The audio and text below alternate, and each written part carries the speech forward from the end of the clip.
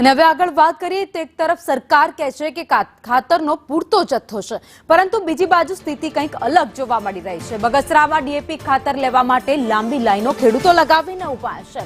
DAP ખાતરની 360 bag 25 દિવસ બાદ આવી છે। 25 દિવસ બાદ ડીએપી ખાતર આવતા લાંબી લાઈનો ખેડૂતોની લાગી છે। વહેલી સવારથી 200 કિલો ખાતર લેવા કતારોમાં ખેડૂતો ઉભા રહેવા માટે મજબૂર બન્યા છે। વ્યક્તિ દીઠ ખાતરની 2 બેગ આપવાનું શરૂ કરવામાં આવ્યું છે। ડીએપી ખાતરની અછત થતા ખેડૂતો હાલ પરેશાન થઈ ગયા છે।